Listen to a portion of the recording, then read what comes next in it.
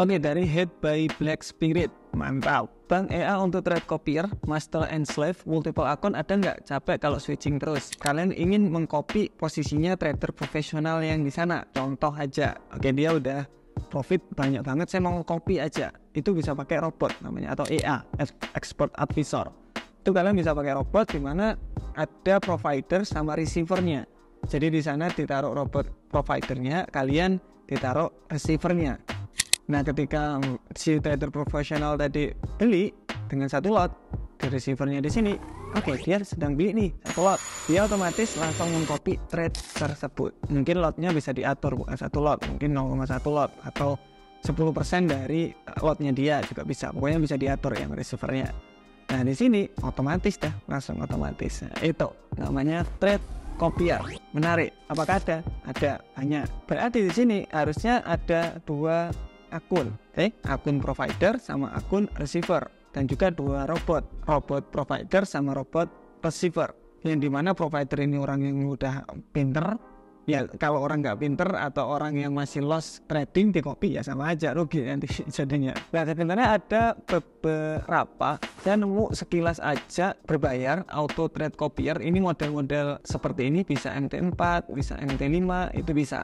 Jadi satu-satu itu bisa. Tetapi biasanya ada limit, ada juga enggaknya. Jadi di sini ada unlimited local receiver. Jadi kalau satu koneksi itu bisa, tetapi kalau sampai remote pakai VPS itu bisa sampai di 10. Nah, ini bisa, tapi berbayar di 79 US. Mending trading sendiri lah buat saya, tapi nggak apa-apa lah. Ini buat pengetahuan aja. Kalau Bapak sering lihat GitHub, itu ada free yang MT4 trade copier, trade MT5-nya belum ketemu saya, jadi bisa dicek-cek juga di situ. Saya kasih linknya semuanya di bawah.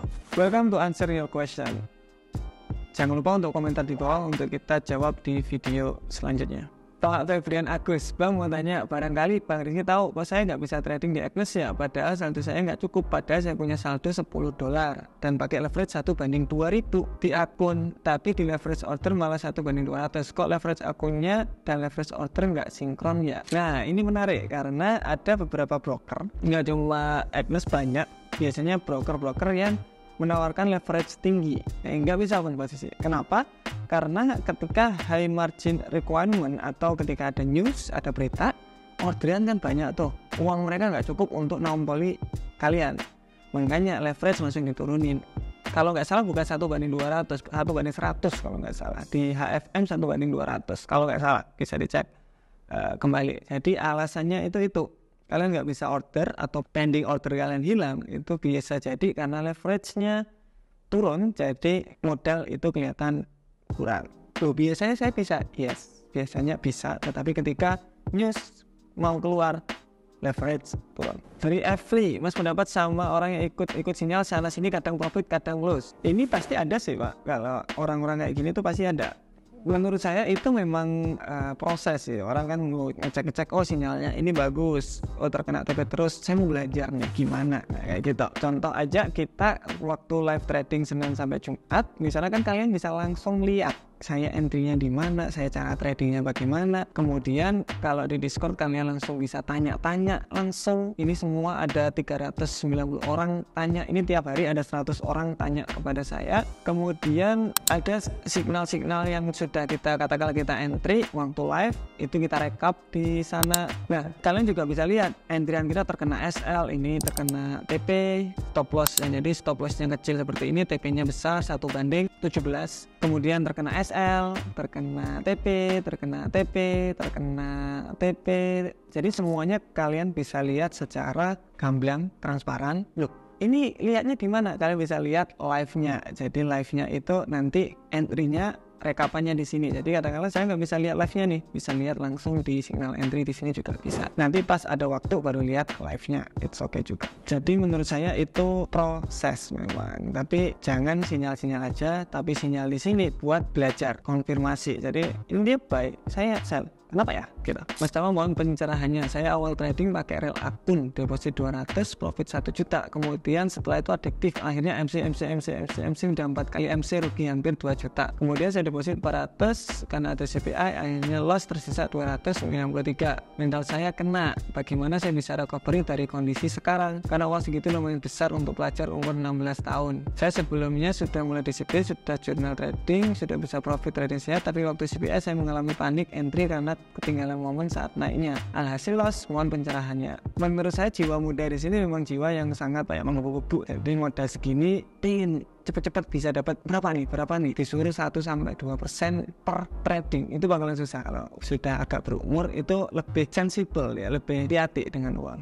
Sebenarnya di sini saran yang pertama pastinya konsisten dan jam terbangnya kurang. Konsisten di sini, konsisten money managementnya. Coba aja pakai risiko kecil, modal 200 atau contoh modal 400.000 atau katakanlah modal 500.000 pakai akun SEM. Risiko 1%, risk and reward 1:2. Disiplin terus menerus, kemudian biar jam terbangnya itu lebih panjang karena masih panjang banget perjalanan kalau mau di trading. Modal tadi kalau bisa jangan sampai habis di perjalanan tadi. Semangat. Tapi saya suka umur segitu sudah mulai masuk. Oke, dari Aryo Putra, scamming robot trading itu lewat mana Mas? Robotnya mengambil alih akun kita dan mengambil uangnya, atau cuma scam iklan profit sebulan berapa persen tapi yang terjadi loss 100%? Ada beberapa cara, ada 2 cara menurut saya pribadi. Yang pertama, robot trading di sini nggak ada, ilusi aja. Oke, jadi mereka hanya bilang kalian taruh, nanti robot kita jalan, hasilnya kita berikan kepada Anda. Padahal itu ketika Anda dapat orang lagi, dana dari orang tersebut yang dikirimkan ke kalian. Jadi nanti itu skema Ponzi. Tetapi ada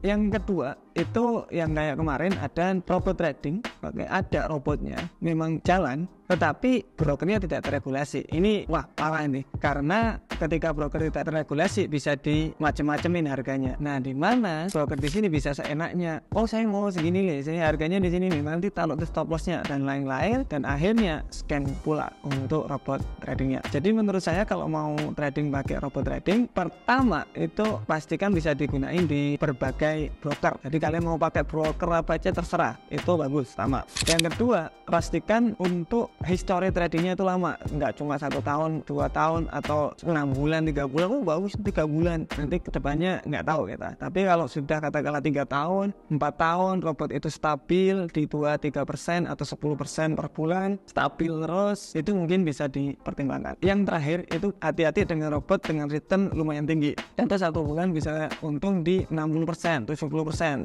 40%. Itu keuntungan di robot trading maksud saya. Itu agak berhati-hati karena resikonya berarti besar. Nah, bisa jadi jangka panjangnya tidak bagus. Jadi bonus aja kalau sekarang, berarti kalau kalian sudah masukin modal di sana, udah 2 kali lipat dari modal. Katakanlah masukin 2 juta dapat 4 juta. 2 juta ambil, sisanya biarin. Itu juga gak apa-apa, biar lebih aman. Dari UI1112, Mas Tama, kalau misal kita trading dalam 1 hari overtrade keseringan tapi profit terus, itu gimana? Apa trading terus sampai dapat loss baru istirahat dan lanjut besok? Jadi sehari itu full profit terus ya. Oke, menurut saya trading itu ada namanya losing streak dan winning streak. Jadi katakanlah orang itu untung terus, itu namanya winning streak. Jadi terus untungnya. Tapi ada saatnya juga kita gagal.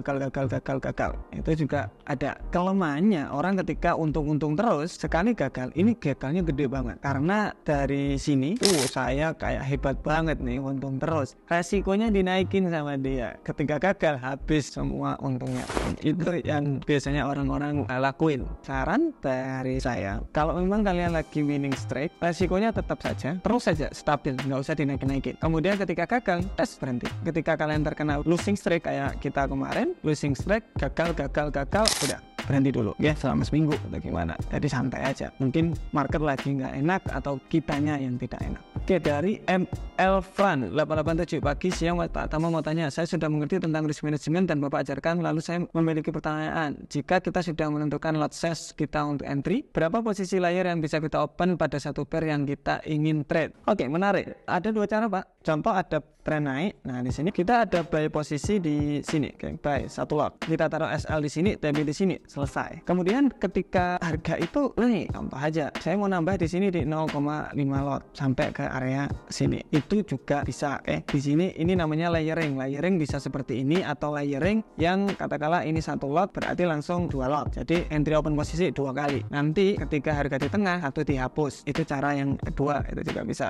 Nah, kelemahannya di sini itu ngatur resikonya agak susah. Ini mungkin misalnya di manual atau stop lossnya bisa diatur-atur supaya resikonya tetap stabil. Pakai NT5, pakai MetaTrader 5 bisa ngatur ini. Cuma kalau yang ini lebih menarik karena kalian bisa ngaturnya. Katakanlah kalian mau PEP atau kalian mau stop loss plus, udah profit tinggi, close satu, yang satunya taruh di PEP, selesai. Jadi ada beberapa cara untuk trading ketika kita sudah profit. Jadi banyak cara sebenarnya. Thank you, see you next video.